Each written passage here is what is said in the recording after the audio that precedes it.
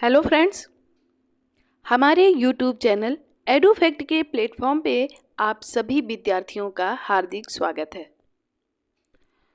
दोस्तों, उत्तर प्रदेश स्पेशल से संबंधित हमारी ऐतिहासिक महत्व की क्लास चल रही है। इसके पहले आपको एक क्लास दी जा चुकी है जिसमें हमने प्राचीन काल में जो यूपी से संबंधित विषय था उसका अध्ययन किया था। आज हम मध्यकाल में जो उत्तर प्रदेश से संबंधित है उसको कवर करेंगे। तो मध्यकाल में हम शुरू करते हैं सल्तनत काल से। सल्तनत काल में उत्तर प्रदेश में क्या महत्वपूर्ण रहा है उसके विषय में आज हम लोग देखेंगे। तुगलक वंश के सुल्तान जो फिरोज शाह तुगलक थे, उन्होंने उत्तर प्रदेश में अपने भाई मोहम्मद बिन तुगलक, जिन्हें जौना खां कहते हैं, उनकी याद में जौना खां की याद में जौनपुर नगर की स्थापना की थी और एक नगर और बसाया था उन्होंने जिसे फिरोजाबाद कहते हैं। फिरोजाबाद का उपनाम है सुहाग नगरी। इसके बाद में आगे बढ़ते हैं। 1504 में सिकंदर लोदी ने आगरा शहर की स्थापना की थी। हुसैन शाह सरकी ने जौनपुर के जामा मस्जिद और लाल दरवाजा का निर्माण कराया था। ये वन लाइनर आपको क्वेश्चन मिलेंगे, उसी से संबंधित हम लोग वन लाइनर में ही कवर करेंगे। इसके बाद में है कि इब्राहिम शाह सरकी ने जौनपुर के अटाला मस्जिद तथा झंझरी मस्जिद का निर्माण कराया था। इल्तुतमिश ने बदायूं में जामा मस्जिद का निर्माण कराया था।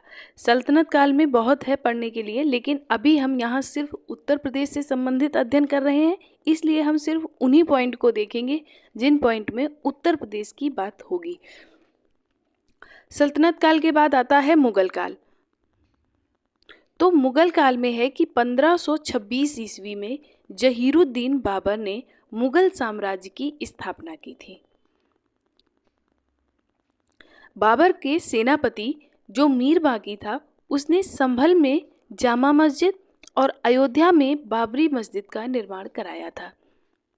इसके बाद में है कि अकबर ने फतेहपुर सीकरी, आगरा एवं इलाहाबाद के किले का निर्माण कराया था तथा फतेहपुर सीकरी में पंचमहल, खास महल, जोधाबाई महल, बीरबल महल, जामा मस्जिद, बुलंद दरवाज़ा, शेख सलीम चिश्ती का मकबरा तथा इस्लाम खां का मकबरा बनवाया था। ये सब अकबर ने फतेहपुर सीकरी में ही निर्माण कार्य करवाए थे। आगे बढ़ते हैं। अकबर ने आगरा में जहांगीरी महल का निर्माण करवाया था। इसके बाद में नूरजहां बेगम ने आगरा में एतमादुद्दौला के मकबरे का निर्माण कराया था। जहांगीर ने सिकंदरा, जो आगरा के ही पास है, जहांगीर ने सिकंदरा में अकबर के मकबरे तथा मरियम उज जमानी के मकबरे का निर्माण कराया था। शाहजहां ने आगरा के किले में दीवाने आम, दीवाने खास तथा मोती मस्जिद का निर्माण कराया था। जो आगरा में मोती मस्जिद है उसका निर्माण शाहजहां ने करवाया था। जो दिल्ली में मोती मस्जिद है उसका निर्माण औरंगजेब ने करवाया था। ये मोती मस्जिद जो आगरा में है, ये आगरा के किले के अंदर ही स्थित है और जो मोती मस्जिद दिल्ली में है उसका निर्माण औरंगजेब ने करवाया था। आगे देखते हैं कि शेर शाह सूरी ने कुल 4 सड़कें बनवाई थी। एक थी जो सोनार गांव बंगाल से लाहौर तक जाती थी, लाहौर के पेशावर तक ये जाती थी। इसे जीटी रोड कहते हैं और यही प्राचीन काल में उत्तरापथ के नाम से जानी जाती थी। फिर मध्यकाल में इसी को और निर्माण करवा के शेर शाह सूरी ने इसे करवाया और फिर अंग्रेजों के समय में इसी का नाम जीटी रोड हो गया था। इसके बाद में आगरा से बुरहानपुर तक एक सड़क का निर्माण करवाया था। तीसरी थी कि आगरा से चित्तौड़ तक की और चौथी एक लाहौर से मुल्तान तक। 4 सड़कों का निर्माण करवाया गया था। इसके बाद में है कि अकबर के जो नवरत्न थे उनमें से जो प्रसिद्ध थे टोडरमल, वो सीतापुर से थे और जो बीरबल थे ये कालपी से थे। यानी अकबर के नवरत्नों में 2 मंत्री टोडरमल और बीरबल, इनका संबंध उत्तर प्रदेश से था। शाहजहां द्वारा दिल्ली को मुगलों की राजधानी बनाने से पूर्व तक आगरा मुगलों की राजधानी थी। दिल्ली मुगलों की राजधानी कब बनी? शाहजहां के समय बनी। शाहजहां से पहले मुगलों की राजधानी आगरा हुआ करती थी। आगरा शहर की स्थापना किसने की थी? तो सिकंदर लोदी ने की थी। तब से लेकर और शाहजहां के समय तक आगरा मुगलों की राजधानी थी, और शाहजहां के समय दिल्ली मुगलों की राजधानी हो गई, और तब से लेकर अभी तक दिल्ली ही भारत की राजधानी है। उत्तर मुगल काल का समय कहा जाता है। औरंगजेब के बाद जो समय रहा वो उत्तर मुगल काल के नाम से जाना गया। औरंगजेब के बाद मुगलों का पतन शुरू हो गया था, क्योंकि जो उत्तराधिकारी थे वो इतने योग्य नहीं थे। बाहरी शक्तियां सशक्त होती जा रही थी, वो इसलिए उत्तर मुगल काल में मुगलों की स्थिति निम्न हो चुकी थी। तो उत्तर मुगल काल में जो 1757 तक वर्तमान उत्तर प्रदेश में 5 स्वतंत्र राज्य स्थापित हो चुके थे। कौन कौन से वो स्वतंत्र राज्य थे? मेरठ तथा बरेली। मेरठ तथा बरेली के उत्तर में नाजिब खान पठार ने सरकार बना ली थी। इसके बाद में मेरठ तथा दोआब क्षेत्र में रुहेलों के अंतर्गत, फर्रुखाबाद के नवाब के अंतर्गत मध्य दोआब में, और वर्तमान अवध तथा अवध के नवाब ने वर्तमान अवध को मुगलों से स्वतंत्र कर लिया था। उसके बाद में बुंदेलखंड पर मराठों का शासन स्थापित हो गया था।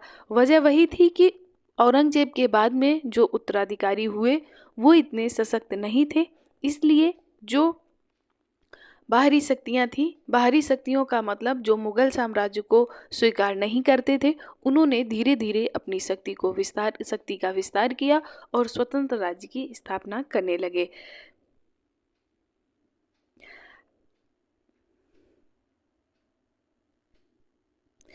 अब इसके बाद में हम पढ़ते हैं 1857 की क्रांति।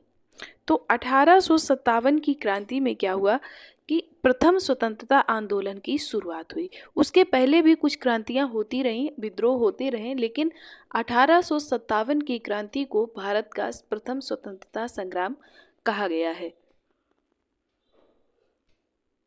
ये आपको इतिहास का विषय हो जाएगा कि किस विद्वान ने 1857 में को क्या नाम दिया है, किसने प्रथम स्वतंत्रता संग्राम कहा है, किसने विद्रोह कहा है। ये तो फिर ऐतिहासिक विषय हो जाएगा। अभी सिर्फ हम यूपी के स्पेशल के नज़रिए से पढ़ रहे हैं, तो हम सिर्फ उतना ही देखेंगे जितना कि उत्तर प्रदेश से संबंधित होगा।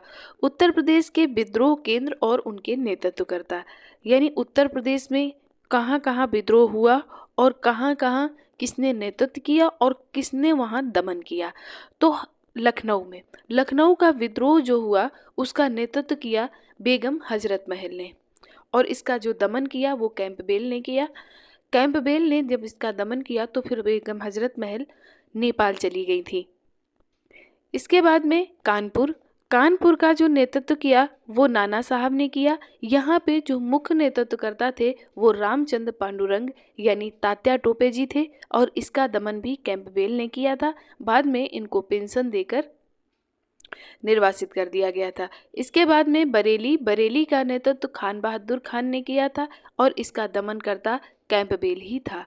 झांसी का नेतृत्व जो किया था वो तो सभी जानते हैं, रानी लक्ष्मीबाई ने किया था, और दमन जो किया था वो ह्यूरोज ने किया था। ह्यूरोज ने रानी लक्ष्मीबाई के विषय में एक स्टेटमेंट कहा था कि ये एकमात्र महिला है जो सोई हुई क्रांतिकारी है। इस तरह से ह्यूरोज ने रानी लक्ष्मीबाई के विषय में एक स्टेटमेंट दिया था। आगे है प्रयागराज में विद्रोह का नेतृत्व जो किया था वो लियाकत अली ने किया था, और दमन जो किया था वो कैप्टन नील ने किया था। अयोध्या में मौलवी अहमदुल्ला ने नेतृत्व किया था। इसके बाद में जो कालपी क्षेत्र था, कालपी के क्षेत्र में तात्या टोपे ने नेतृत्व किया था।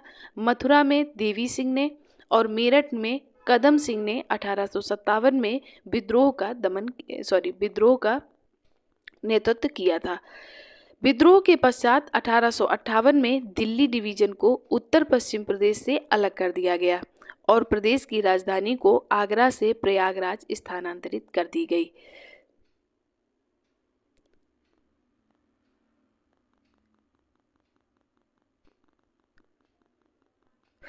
अब आता है कि क्रांति के बाद राष्ट्रवाद का विकास, यानी जब 1857 की क्रांति हो गई उसके बाद में कई तरह के बदलाव आए।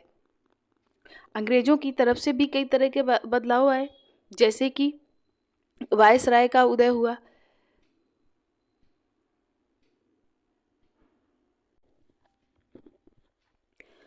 अठारह की जो क्रांति हुई, क्रांति के दमन के बाद में कई बदलाव आए। जैसे कि अंग्रेजों की तरफ में क्या बदलाव आए कि वहाँ पे जो गवर्नर जनरल का शासन होता था उसको हटा के वायसराय का शासन कर दिया गया, और भी राजनीतिक कई परिवर्तन किए गए।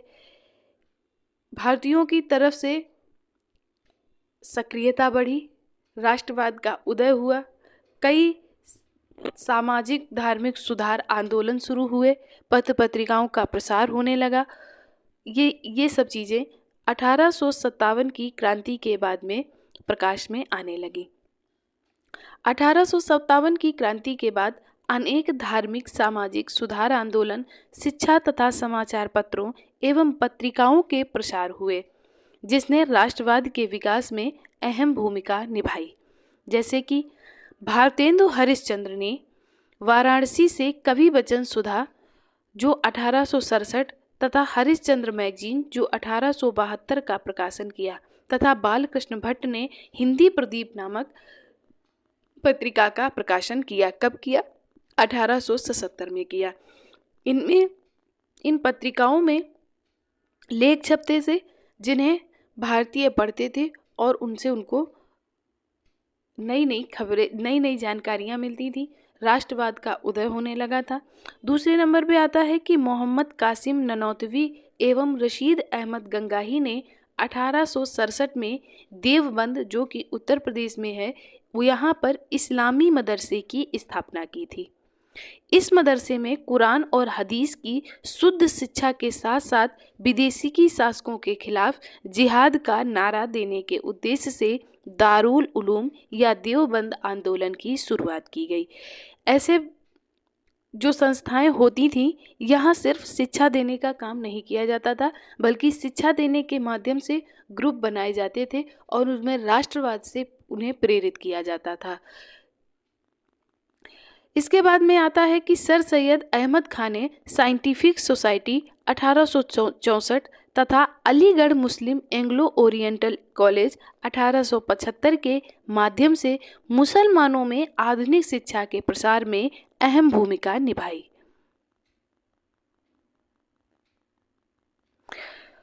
आगे आता है कि सर सैयद अहमद खान ने तहफीज उल अखलाक यानी सभ्यता और नैतिकता तथा राजभक्त मुसलमान नामक पत्रिकाएं निकाली। इन पत्रिकाओं के माध्यम से जो लेख निकलते थे उसमें सरकार की निंदा का तात्पर्य है कि जो अंग्रेजी सरकार की निंदा चलती थी, और जो भारत के नागरिक थे उन्हें राष्ट्रवाद से प्रेरित किया जाता था इन पत्रिकाओं के माध्यम से। इसके बाद है एनी बेसेंट ने बनारस में 1898 में सेंट्रल हिंदू कॉलेज की स्थापना की, जो 1916 में मालवीय जी के प्रयासों से बनारस हिंदू विश्वविद्यालय बना। नॉर्मल भी क्वेश्चन आ सकता है कि बनारस विश्वविद्यालय की स्थापना कब की गई? 1916। उसके पहले उसका क्या नाम था? 1898 में तो सेंट्रल हिंदू कॉलेज के नाम से उसकी स्थापना की। बाद में उसी को जब मालवीय जी के प्रयासों से वो बनारस हिंदू विश्वविद्यालय नाम दिया गया उसको। इसके बाद में है स्वामी श्रद्धानंद और मुंशी राम लेघराम ने हरिद्वार में गुरुकुल कांगड़ी की स्थापना की। 1861 में शिवदयाल साहब ने आगरा में राधा स्वामी सत्संग की स्थापना की।